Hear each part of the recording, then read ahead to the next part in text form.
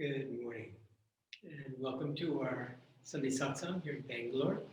Let's begin with a prayer. Heavenly Father, Divine Mother, friend, beloved God, Jesus Christ, Babaji Krishna, Lahiri Mahashaya, Swami Shri Yukteswarji, beloved Guru, Paramahansa Yoganandaji, saints of all religions, beloved Swamiji, we humbly bow to you all. Divine Mother, inspire us to give to Thee the love of our hearts, the joy of our souls, knowing that these gifts are gifts of grace that come from Thee. We deeply thank you for the many blessings that you pour into our lives. Make us fit instruments to spread Thy light, Thy joy, Thy love everywhere. Om Shanti. And once again, Happy New Year to everyone and happy upcoming Republic Day as well. So we'll begin reading from Yogananda's Whispers from Eternity, entitled, With every stroke of my prayer, I move nearer to Thee. Father, swimming in the sea of my craving for Thee, I find myself beaten by the winds of severe trials, floating on cresting waves of pleasure and pain, then sinking down into the depths of indifference. I still keep looking for Thy shoreless shore. With every stroke of my powerful prayer, I move nearer to Thee. Never shall I give up. Thou Thyself, I know, dost look for my coming.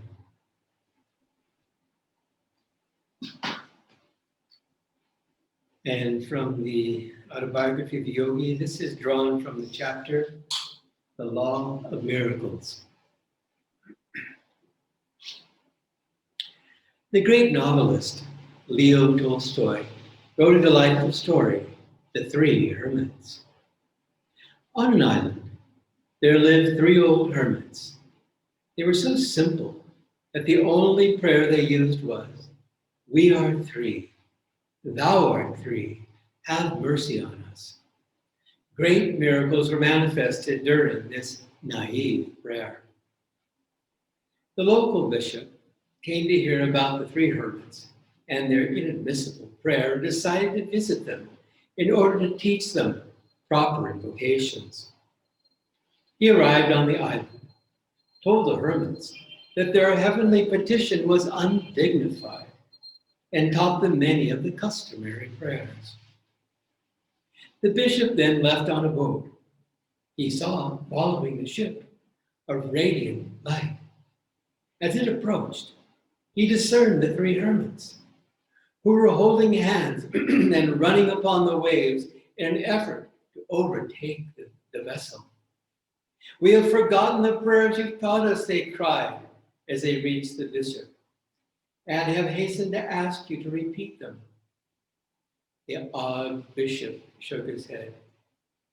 "Dear ones," he replied humbly, "continue to live with your old prayer."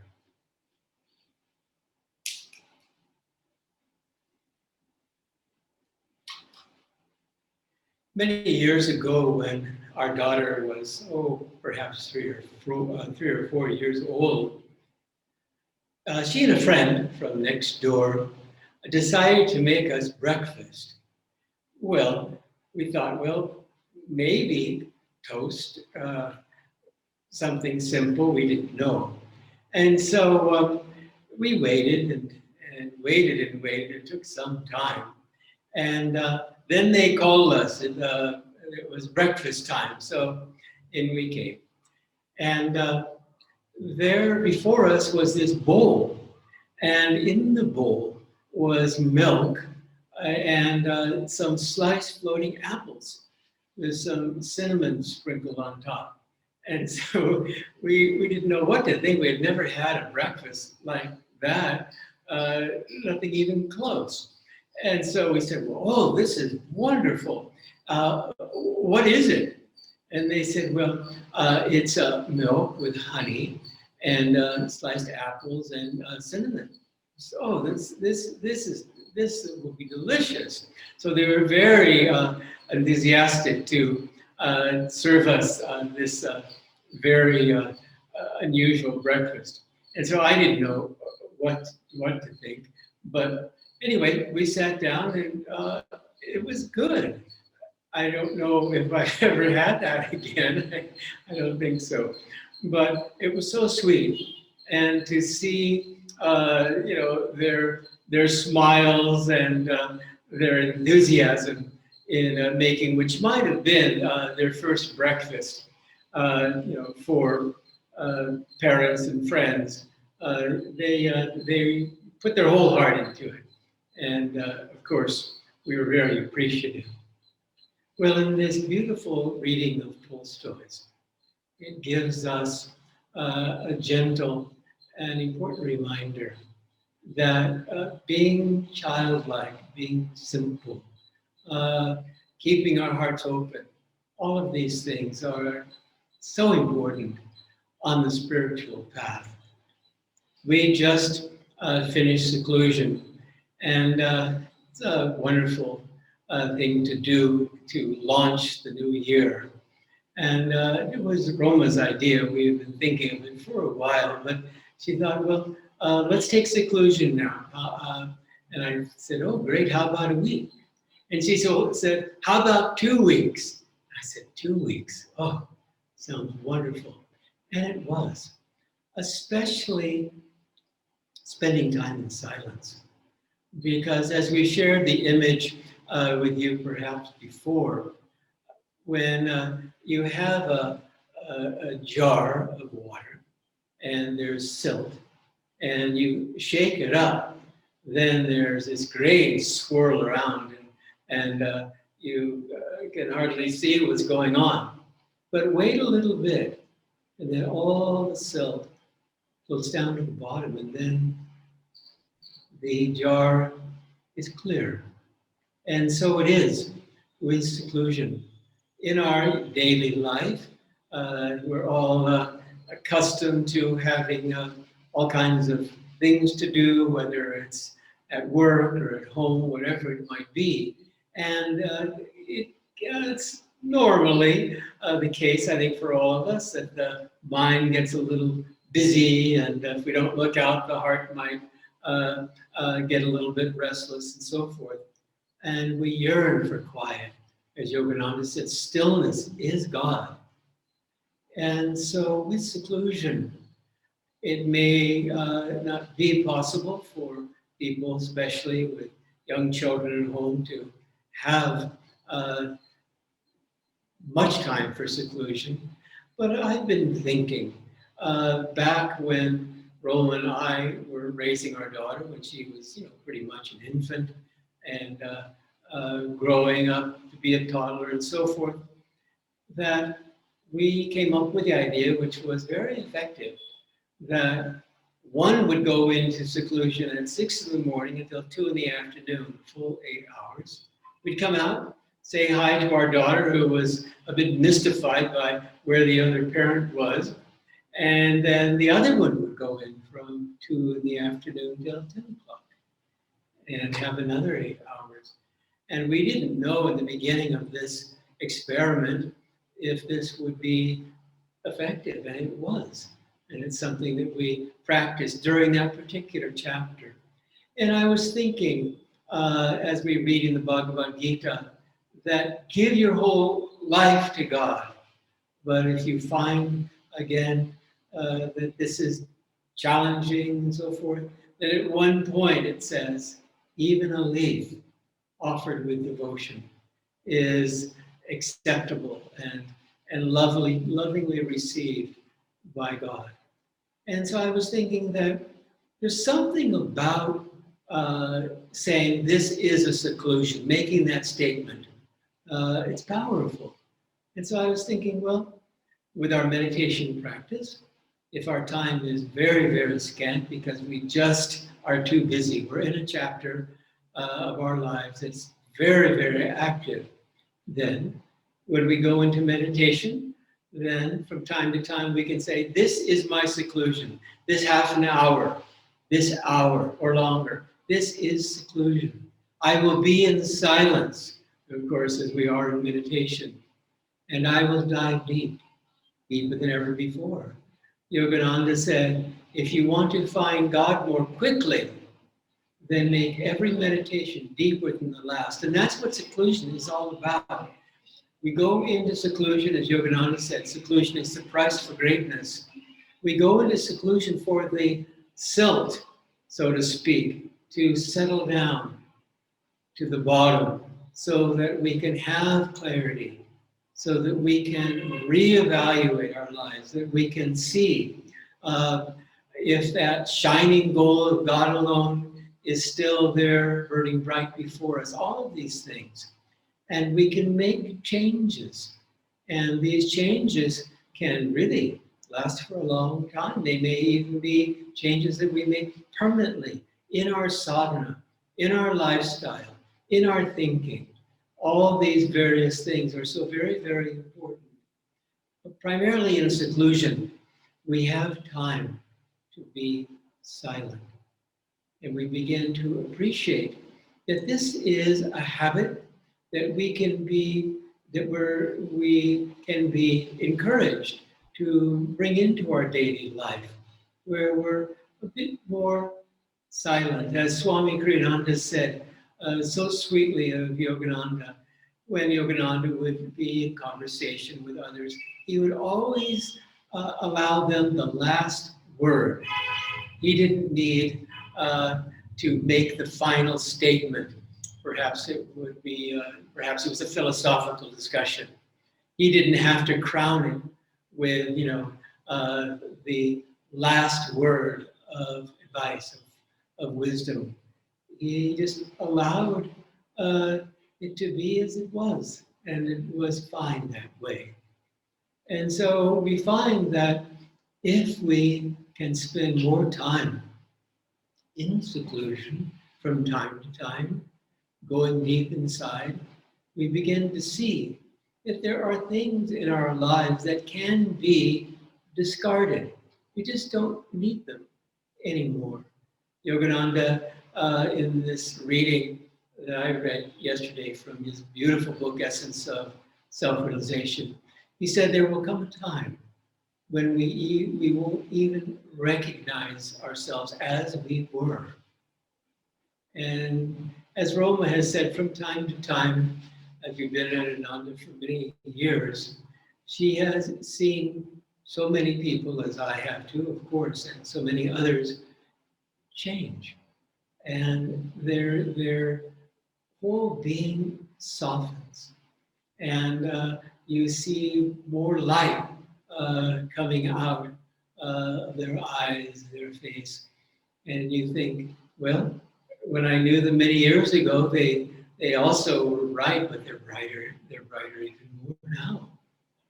And here, especially in India, where I feel we are so spoiled, because this is, of course, such an extraordinarily great country. As Yogananda said, in time, America, with its contribution of materialism and material wealth, material efficiency especially, and India with its spiritual efficiency will join together, because both are needed on the spiritual path. We need to have our feet on the ground, and we need to have our head up in the sky. But we have to remember how important it is to be childlike. In seclusion, one thing I can share with you, which was very, very important to remember and to emphasize, was that as I went through my day, I began having fun with the thought that God is a Virgo. And for you astrology fans, one of the aspects of Virgo is being detail-oriented. And so perhaps I would be walking downstairs on an errand or something, and I would be reminded, oh, don't forget, you need to bring this and put it in the kitchen. And I would say, thank you, Divine Mother. And as I began to appreciate more and more this loving relationship, this companionship, which is always there. Again, as Yogananda said, I live in your heart. God and Guru can't get any closer than that. And so in seclusion, more and more, I found myself having fun, playing. And when things would happen, for instance, maybe I would drop a clothespin as I was doing the laundry. And I would pick it up and I would say, oh, Divine Mother wants me to do some yoga postures. This is my yoga posture that I'm doing. Things like that. So that, more and more, whether there were things that perhaps were a little bit of a nuisance, whatever that might be, the classic dog barking and so forth, although I love dogs, or maybe something very, very sweet, a thought that came in, pray for this person. This person is in real need. Feel their pain and respond to that with a gusto of prayer. I found that more and more, all that really is needed is to have Divine Mother's companionship. And as we are able to really practice the presence of God, as we're able to practice that, we find that it becomes so natural. Just as Swamiji has said over the years, I don't know how people can even live without meditation. Because with meditation, you go inside and drink again of reality. We divorce ourselves for a time to the extent that we can of the dream, of duality, and we go inside and feel that oneness, feel that joy, feel that love. And we yearn then, as we experience that, to share these blessings with others. And so more and more we find that the spiritual path doesn't have to be difficult. We can through our own self-effort, drawing God's grace, more and more live in that joy. I remember, and I believe I shared this with you, when we were in Italy, we have a flourishing center in Italy. Interestingly, Yogananda's patron saint is St. Francis. And we went to this monastery where this saint had resided. And he was also a painter. And they allowed us to go into the monastery, which at this point I believe was more of a museum. And so first they led us to the cells of the monks.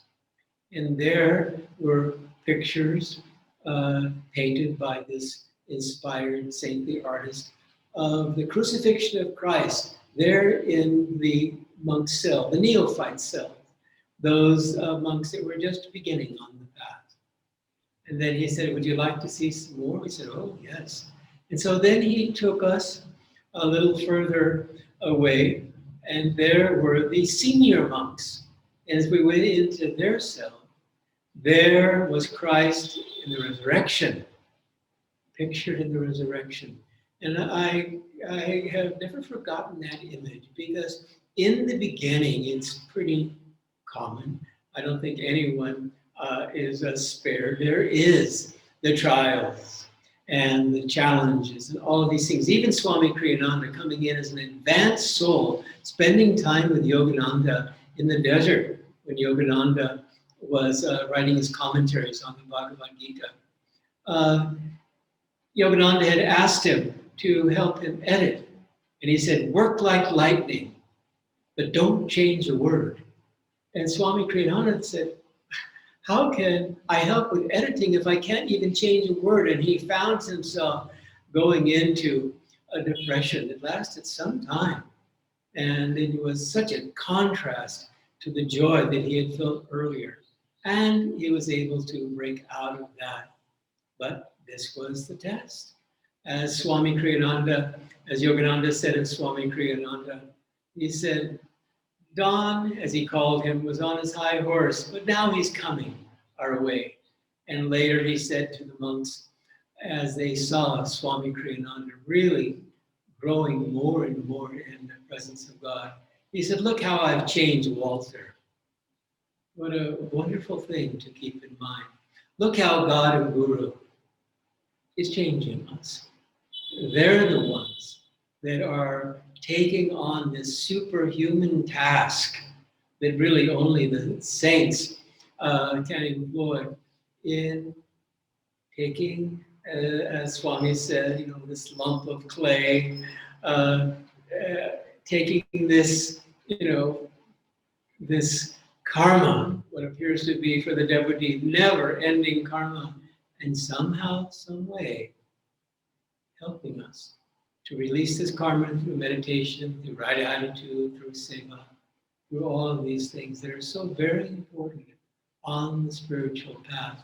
And so in seclusion, it's so important to just take a good look. Yogananda used to carry a mirror with him, and he would use this mirror as a means of introspection. Of course, he didn't need to do that as a master. He did it for all of us. And so that's what seclusion does. It mirrors to us who we are on the deepest level, and who we are on a human level, where we're going. And we're able then to see more clearly, to make the needed changes. Swami Kriyananda has often said at times that when people insult you, say, thank you. Thank you for that. This will help me to grow. And Yogananda was, very, very strong at times, with a monk Swami included. And at one point, Swami Kriyananda realized that Yogananda had complete access to his thoughts. And he said it was very embarrassing at times, but he said he had no resistance because he was a good person, but still there were knots that needed to be untied in his mind and his heart. And so he was happy for Yogananda had to have full access to his being. As Yogananda said, when the devotees are asleep, I go through their hearts and minds and see their karma, because when they're asleep, then they're less resistant, and make changes for them, for the better. And so the Guru 24/7, because the Guru doesn't sleep, God doesn't sleep, is always working on helping us to grow, but we need to cooperate. As Yogananda said, if you shut me out, how can I come in? And so we start to think more and more in terms of the things that we don't need. There's so many things that we don't need any longer. Old habits, old ways of thinking. And when these habits, and some of them are very strong, when they come and they create turmoil in our lives, then we need to remember that's the time to call on the Guru, to come, to save us like the lifeguard, and bring us out of this negative thinking or worrying, whatever it might be. And of course, with this this COVID experience we're having, my gosh, it's almost a year now, incredible. This, of course, is fertile ground for us to do all that we can to grow, not just for ourselves, but to grow spiritually so that we can help others. Because, when you think of it, these great masters, why are they so beautiful? Why are they so pure? Why are they able, in a moment, to go into the high states of samadhi? Well, in previous incarnations, long, long ago, for all of them, that wasn't the case. They had karma. They were battling with karma. And Yogananda himself said, I remember when I too was seeking God. But all of this karma now has been released. And so what comes through, of course, is the pure soul, God alone. And because they have achieved these heights, they are able to help us. Well, we think, well, what can we do? We're not on their level. But the fact of the matter is every time we're here, we're burning up karma. We're burning up our karma, but we're also releasing the light. Every time we meditate, every time we do our seva, yes, we're burning up karma, but what else is happening? We are also releasing the light of the soul. And so even in our little and childlike ways, we can, as we're growing towards self-mastery, we can help. We can be a cause. And of course, in seclusion, the joy of seclusion is the time that you have in prayer. When you feel the heart throb of your friends and colleagues and this world, and you respond with a great thrust of prayer, knowing that it does a great good. Again, as Yogananda said, little do people know what radical changes are possible through prayer, and that's an absolute fact and an understatement, truly. So, God bless you all. We hope that, again, this new year is, again, no challenging for all of us, will be one that reminds us to awaken in God, and as we do so, to share the blessings that come from this awakening. So now let's close with the healing prayer. And we would like to include a dear friend, Dakshini, who has just passed away at the village. Send her light and love. She's been a long-time member of Ananda and a very sweet and loving soul, a dear friend, and we would like to send her. She just passed away this evening, and we would like to send her energy and light in her journey home to God. So let's pray for her, and let's pray for souls in need everywhere on this planet, that they may be filled with light, Divine Mother's love, encouragement, and joy. Divine Mother, thou art omnipresent, thou art in all thy children. Manifest thy healing presence in all bodies, in all minds, and in all souls.